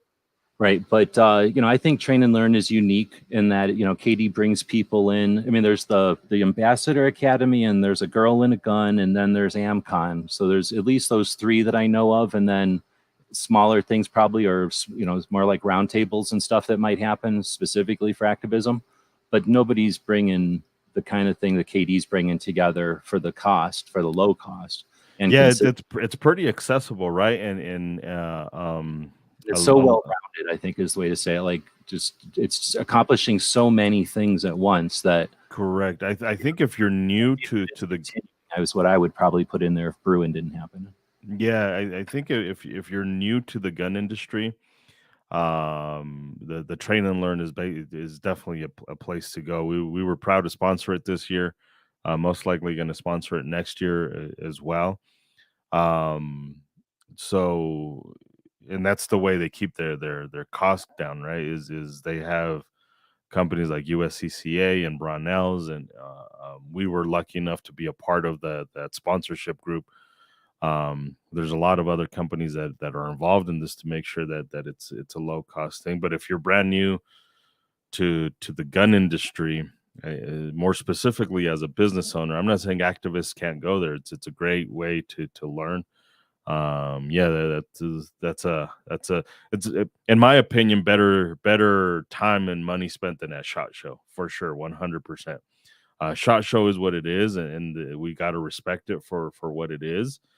But I hear a lot of people like they wanted to go learn and they want to go do stuff, and it's just so overwhelming that a lot of people don't even get to do that stuff. So I think train and learn is small enough that it's not overwhelming, and it's full enough that you get a lot of information from the people there. So it's one of those things where we for me personally, right? I don't know what KD's visions for this is, and he shouldn't care about what my vision is, but like I'd hate to see it grow, because then you kind of lose its uniqueness, because it is so accessible, right? Not just financially, but you're able to talk to everyone there. It gets to a point where it's so big that it just becomes super overwhelming. So I think it's at a perfect spot.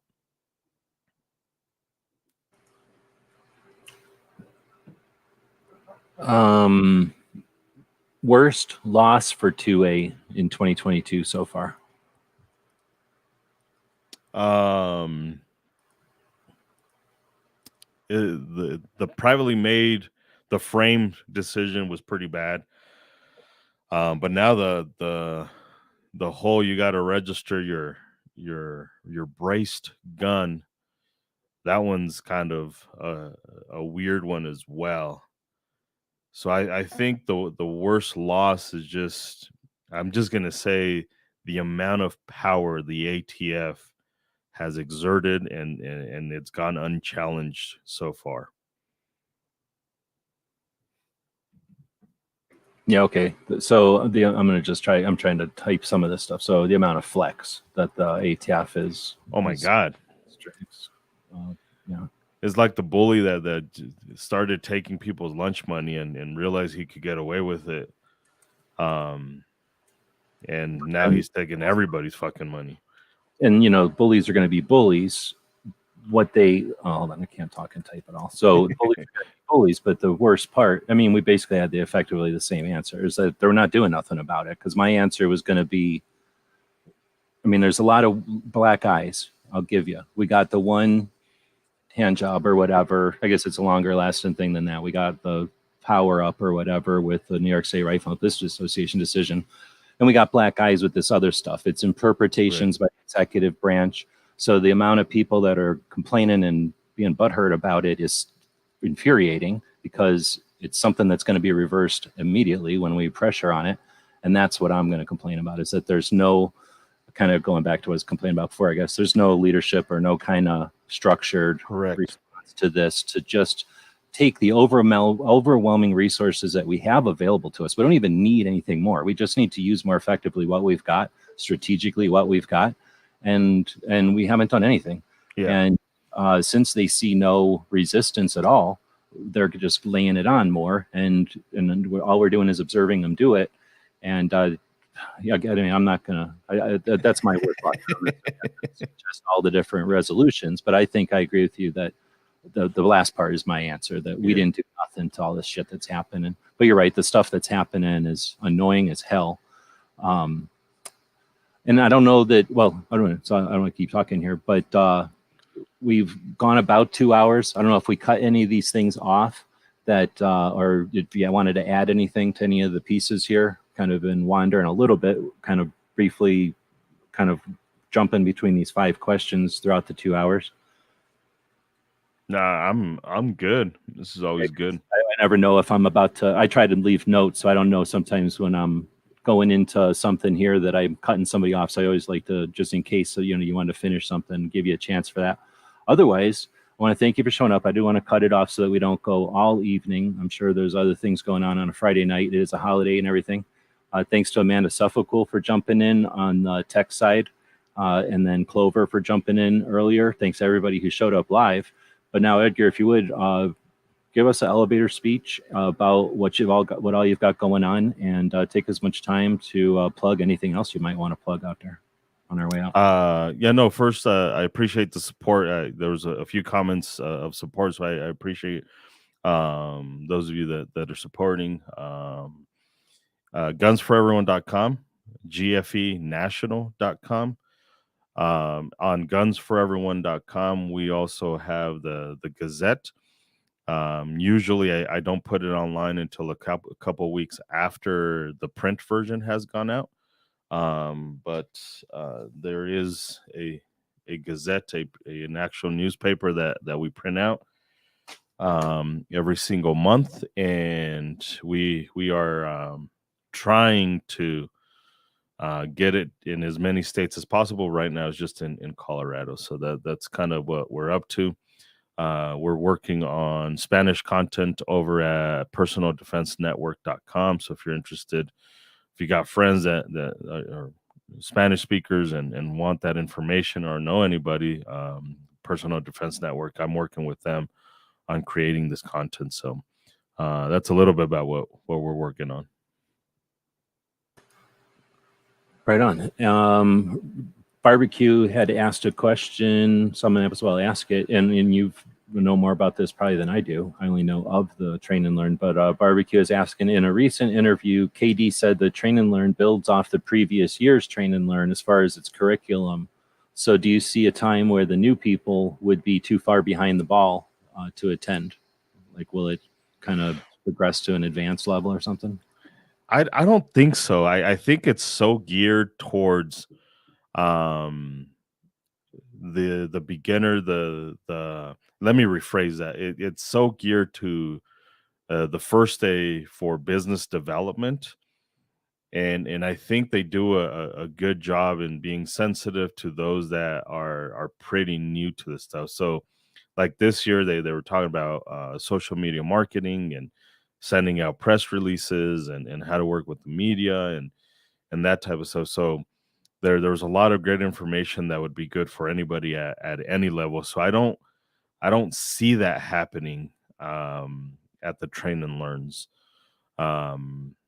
Just the way they get structured and the type of information that they talk about the first day. Maybe the range day, maybe it gets to that point, but even then I just don't see it. It's a big maybe on that one. Because the second day this year was really more shooting and learning self-defense techniques with the instructors there, and there was a few people that were so new to guns that were probably more business owners than they were gun owners, that was maybe a little difficult for them, but it wasn't anything that the instructors there couldn't handle or couldn't work around. So I think it's really more of an individual thing as opposed to a in general thing. So I think I don't see that happening. So Right on. And as you were just explaining that, it makes it seem like as somebody who was new was also an opportunity for the people that have been around a while to catch them up. Right? correct. And you kind of get a fast forward as a new, I would assume you're going to get like a fast forward as a new person. Yeah, and the information is it's not like a level up type thing. So I think maybe that's the